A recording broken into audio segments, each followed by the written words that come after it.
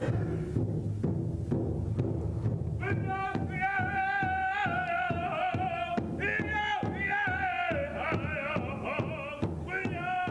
Tribal Health and Human Services Department of the Confederated Salish and Kootenai Tribes is proud to present Good Medicine, a program dedicated to the wellness of the Flathead Nation. The mission is summarized quite simply: a healthier people, a stronger nation. We will strive to make Good Medicine a reliable source of ideas and information about health issues so that everyone can make informed decisions about their own lifestyle and health care. You will meet health professionals, tribal government and spiritual leaders, and interesting people from the tribal community discussing important health issues that profoundly affect us all.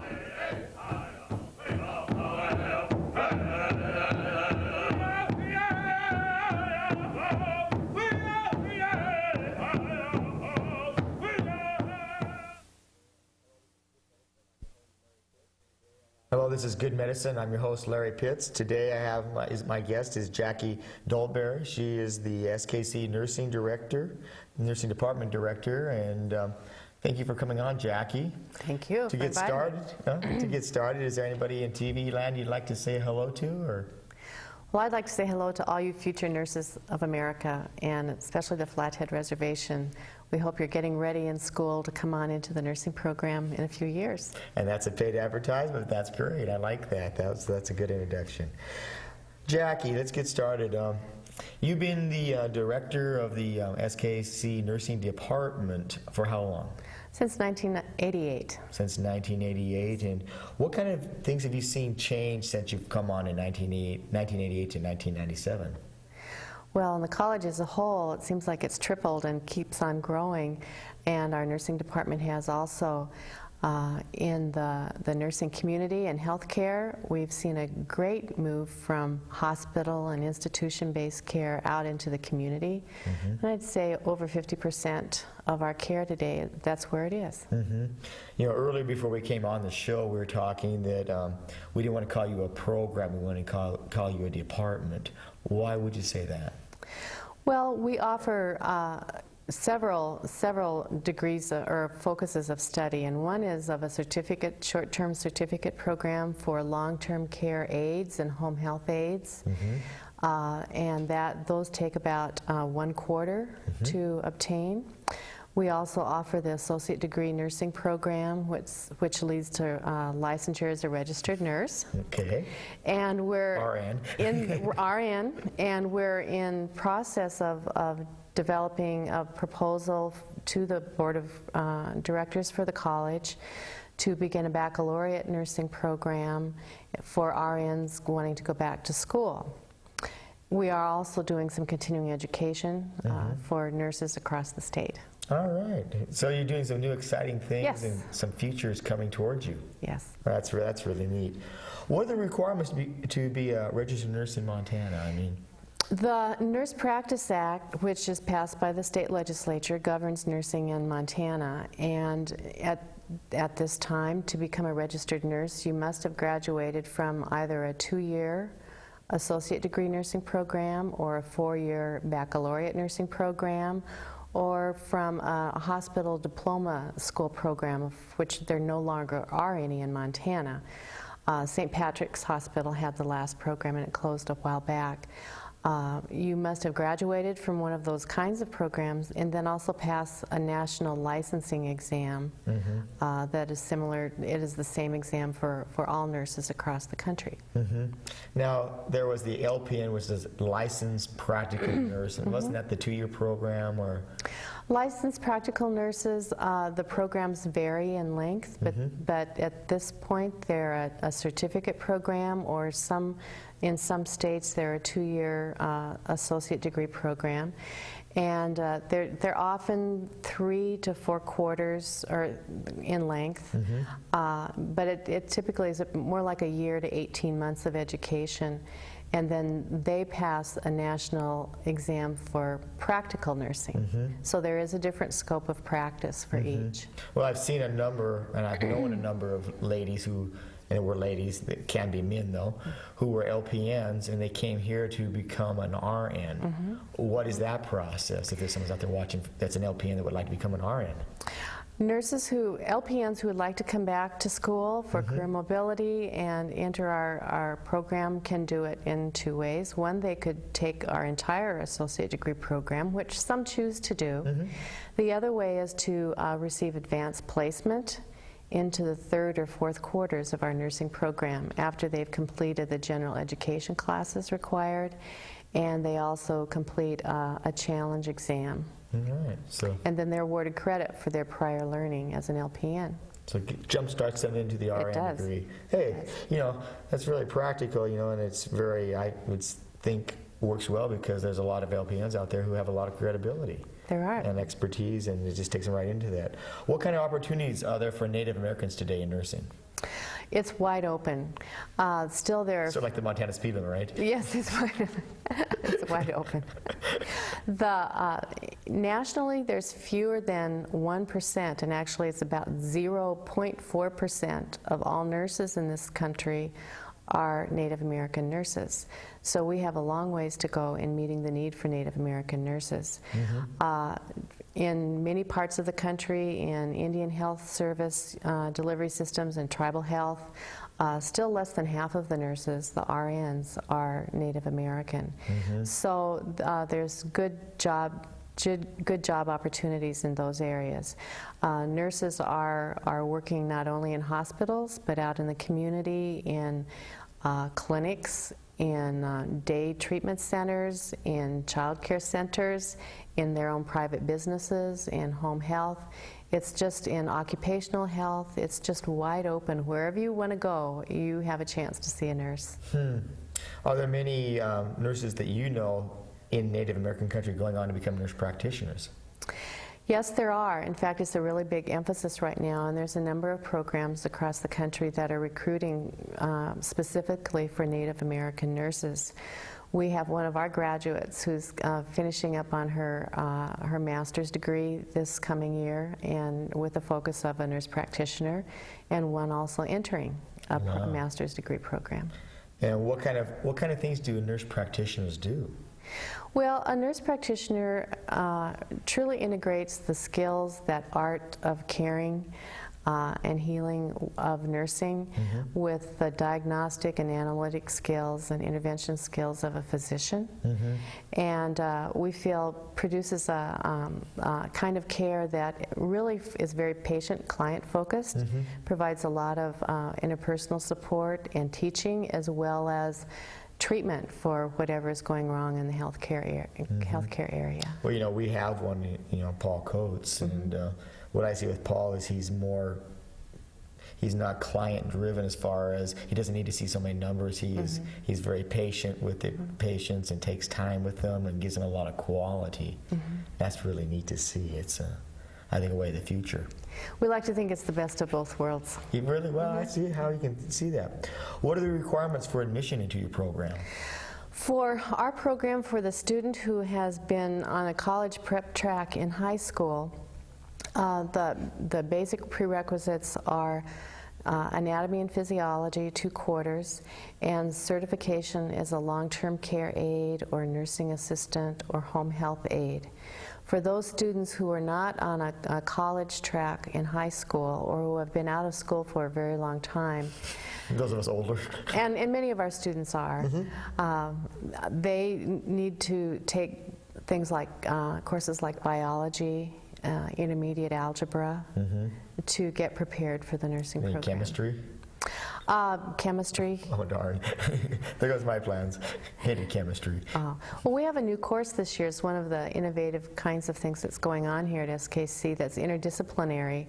And we have a course called Chemistry of Health that one of the science department instructors, a nutrition instructor, and a nursing instructor are teaching that together, and they're integrating all of the components of pharmacology, nutrition, and chemistry in a more meaningful way for our nursing students. Wow. So they really find directly how to apply it. Oh, that's pretty neat. That's great. Future plans for the nursing program. What are the plans? I mean, is it going to stay where it's at, you know, in the focus, or you're opening up your your vision for the future? Well, our associate degree program is going to remain intact as it is. We have just implemented a new curriculum this past year that has a more community-based focus. In the past, our program placed students in clinical sites caring for patients, primarily in hospitals and in long-term care settings. And now we're moving more towards 50% of the students being out in home health, in the doctor's offices and clinics, daycare, those areas that I mentioned before, because that's where nursing is happening today. And so that is something new in this past year. As I mentioned before, we're also looking at developing an RN, BSN, bachelor's degree completion program targeting Native American nurses who are reservation-based and don't have access to baccalaureate education at other places, at other schools. So that's hopefully in the very near future. You know, vision is awesome, but how are you going to make this practical, like the community-based nursing? Have you already started a separate structure for that? Or? Actually, our students have already been working in the community. We have a preceptorship in the final year of the nursing program. We have two, actually. One still remains inpatient in long-term care and hospitals, and the other's out at community sites such as Kicking Horse Job Corps, the locally Rivendell Day Treatment Center at Turtle Mountain. Turtle Lake, excuse me. We'll make it a mountain today. Yeah. The local home health agencies, in school nurse placements. Almost everywhere you go for health care here on the reservation, you're going to see an SKC student at Tribal Health. Have you tried to even pull them into the hospice program by chance? We haven't put anyone in hospice yet. Because, you know, they are looking for volunteers. Why I'm saying that is I had them on my program last week. Wonderful. It'd be an excellent place. And they are looking for that, so that'd be something we can look at. We'll be in touch. Cool, that's great. What's unique about your program? I mean, you compared to, you know, the standard, you know, bachelor programs, you know, the other type of LPN programs. What's unique about SKC's nursing department? Well, our nursing program and our associate degree program in particular, and we're hoping as we develop a baccalaureate program in the future, it will be the same, is that classes are very small. There's a lot of close student-teacher interaction, and that isn't always the case in a very large school. We've also designed a curriculum so that it focuses on Healthy Indian People 2000 objectives, and we try to incorporate cultural focus as much as possible into the program. Increasingly, we're utilizing Native American nurses to come in and work with our students. And most definitely, our clinical placements are in areas where Native Americans are living. A lot of our teaching and learning strategies, we have incorporated computers very effectively into the curriculum, and we've moved towards small collaborative work groups in the classroom area rather than your standard lecture. That's one of the least efficient ways to learn. And out in the real work world, we have to work as teams all the time. And in this new teaching strategy with the small groups, it prepares students better for that kind of a world. Well, you told me you came on, you know, aboard with SKC in 1988. This is 1997, obviously. How have you seen the change as far as the acceptance of your nurses that are graduating out in the world? Well, I think they're very well accepted. We receive excellent feedback about our graduates. People are hiring them everywhere. We've had very few students who have had to wait more than 6 months to find a job placement. In fact, our new graduating class, the majority of them had jobs before they left. In terms of accreditation, we received a reapproval by the Montana State Board of Nursing last year, and this morning, I received a phone call saying that we've received, for another 8 years, our National League for Nursing Accrediting Commission has approved us for another 8 years. Wow, that's exciting. Yeah. So it speaks to overall the wonderful things that the college staff, faculty, and students are doing. Well, I know this college is highly thought of across Indian country, even not just Indian country, in many other areas. We're seeing some tremendous things. Where are some of your graduates practicing right now? Well, I pulled together some numbers for you, Okay. and rather than giving you, we have had about 132 graduates, and over 80% of them are working in areas that are serving Native American people, either on reservations or in Indian urban centers. And about 30% of the graduates are actually working on the Flathead Reservation. Really? So that's about 25 to 30 of them. That's amazing. When you sit down and think the chance of that happening, well, before the program was none. It was almost zero, and so you've really affected the employment of people. As we've been talking, my mind starts to encircle things, and in the world out there, I'm seeing more and more male nurses. How many male nurses do you have coming through your program? Well, we've had from 0 in 1 year's time to about, I think next year we'll have about 8 or 9 male students in our program. Really? And so it's rapidly increasing.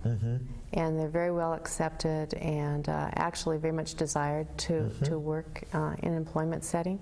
Well, I've seen that. I was just talking to one of the directors down in St. Pat's the other day, visiting a friend, and they're talking about male nurses in certain areas are highly preferred right now. Well, it used to be that sometimes males were preferred for what people thought was their physical strength in lifting and moving patients and so forth. However, our testosterone level, right? However, I think there's much to be desired. Men connect very well with many different kinds of patients and clients, from children on through the elders, and they're just very, very effective in working with people. So there's a man out there sitting on the couch right now watching this program. He says, I don't know if I'm really made to be a nurse, but it's intriguing to me. What would you say to that man right now? Well, I would say come and talk to us, or come and talk to one of our students, such as Albert Plant, who's a local tribal member who's in the nursing program now, or any of our other male students, or our male graduates of the nursing program. All right, that's great. This fall, in October, we have a Nursing Summit Conference coming up that you're putting on, right? That's right. Can you want to tell me a little bit about that? Sure. We've been real fortunate to have received W.K. Kellogg Foundation funds through grants since the beginning of our program. And one of the things that it's funded the last few years are American Indian Nursing Summit. This is our third one, and it draws together Native American nurses from across the country. We've had people from as far away as Florida, Alaska, again, across New York. And it's an opportunity for the nurses to dialogue about current practice issues and education. And the focus this year is about healing connections, how to help empower our Indian communities through nursing practice. And so we talk about all kinds of things, and this year the focus again is to learn more about healing ourselves and the practice, and then how will that be used for interventions within the community. All right. So what nurses are you focusing on to come to that summit? All nurses. All nurses. All nurses. So It's primarily Native American nurses. It's nurses who are working with Native American clients and educators working with Native American nursing students. Would this be advantageous to a local nurse from the local hospital? We think definitely so, because we do talk about, this year, talking about traditional values and integrating those into our nursing practice. Okay. And it's a real wonderful opportunity to learn about Indian health and Indian culture. Okay, because the rumor has it that the 2 local hospitals do watch this program. They're welcome, as always. Okay, as so always. you're putting out an invitation for them to register. So how do they get hold of you guys? Just to call Salish Kootenai College at 675-4800 and ask for the nursing department, and the call will be directed to the appropriate person. All right, so 675-4800, which is the local number for SKC, and ask for the nursing department. Right. All right, hey, that's great. What other things do you see in the future happening in your nursing department up here? Well, I believe as we grow and develop across the years is that we're hoping to expand more out in the community. We're already providing some community services with a variety of our clinical experiences, such as our SKC daycare child check, in which children from the daycare, not only SKCs, but several other private daycares in the area, bring the children in, and we talk with the parents, and the students receive immunizations, are evaluated for growth and development, and tips on promoting that growth and development are given by the nursing students. Wow. They coordinate that. Okay. We also have the annual health fair on campus, and hopefully someday we'll be able to establish some sort of health care clinic or health care system that can spread out and serve the college and the local area in a different kind of way. No, that's a unique but great idea. I mean, I've seen that in college settings, and so you're just pulling that together. What about yourself? How do you see yourself working as a director in the nursing department up here? Do you see yourself as this authority, or pass the management down? How do you guys work as a department? Well, I hope and believe that we work as a participatory group, and one that is unified in making decisions about what goes on within the nursing curriculum. We also include nursing students on all of our committees except for the admissions committee. And we also network throughout the college, participating in college committees, community activities. Many of our faculty are active in the Red Cross and home health, other kinds of agencies like that. Now the admission committee, so a person who applies in isn't automatically accepted into your program? No, we have many more applicants than we can accept, and we do have preference, of course, for Native American students. We also have a very cut and dried type of point system, which non-biased. Right, it's very objective, and points are awarded for a number of courses, general education courses that students have accomplished before they come in, and some of that is related to grade point. We also give preference for people living in the local area as opposed to out of state. Those kinds of things. It actually is pretty much decided by the students' own points before the admissions committee ever sees the list of students. Wow. But yeah, the process that you look at all that, you sometimes not being in your system, you sit back and say, well, how did that person get in or whatever, but it's like you said, it's an objective evaluation, and you work towards having excellence in your department. What other things make your department so excellent? Because I've heard such good things about you guys. Should bring the students and faculty to come and talk about that. I think we have really committed students, committed nursing faculty, and committed college faculty and staff. And the other people that are very committed and supportive of the nursing program are the nurses out in the community, from Missoula, where we send students to Kalispell, and here in the local hospitals and local healthcare agencies. They are preceptors for our students. They are mentors and advisors for our students.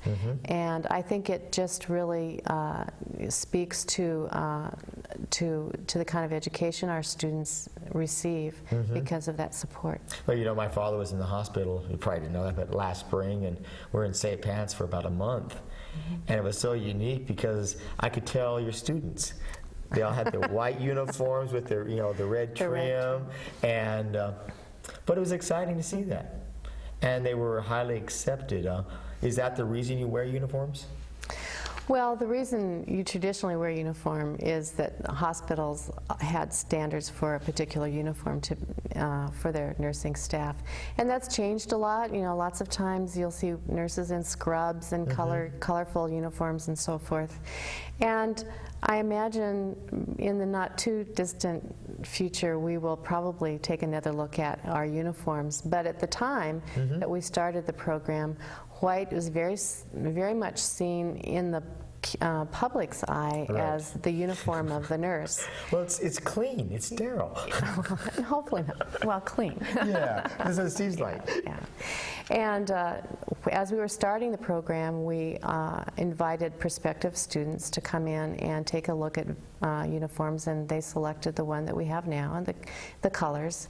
And it makes our students very identifiable in the healthcare agency that they're working in. Yep. Well, you know, I, for one, I was very proud to see it. In fact, my dad responded very well to the different nurses from the college that came in, because he had some sort of, it was like they weren't foreign to him. And it was a wonderful tool for his healing, you know, and so seeing those type of things makes a huge difference to, I think, the clientele. We'll take that back to the students and faculty. You know, well, coming from the reservation, we're sometimes isolated, and you know, to see a familiar face, you know, and somebody who's not foreign that says, "Hey, how are you, Jean?" or "How are you, Larry?" and they, you know, they mean it because they know you. That's very important. Yeah, it really is. You know, I want to thank you for that, because it's been very healing in our family, and so it's been real positive. So, in the next year, is anything major going to happen in your department? I mean, you're talking about trying to go for the baccalaureate degree, this kind of stuff. How long is that going to take to get instituted?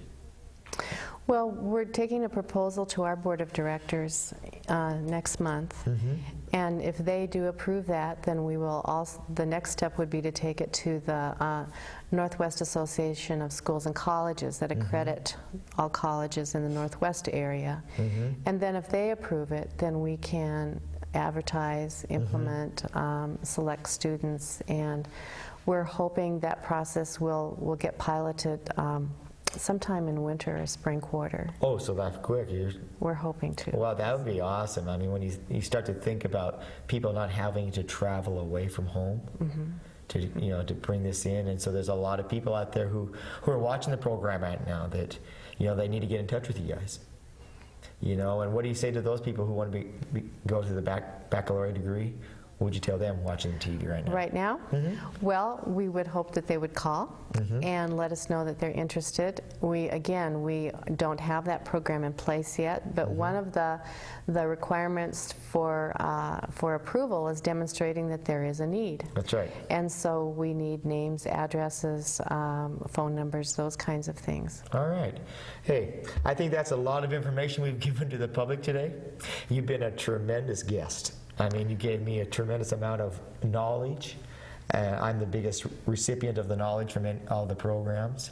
I want to thank you for coming on, Jackie. Are you always this nice? Oh, never. Okay, cool. Well, we always ask those tough questions at the end, you know. So I want to, again, thank you for being my guest today, and I want to thank everybody for watching today, and look forward for us next week. I want to thank you much for coming aboard today. Goodbye.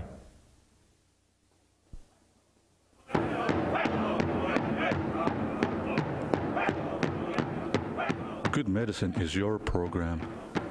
We hope you watch this and subsequent programs to stay informed about your health care, and we'd like to hear from you about how we're doing.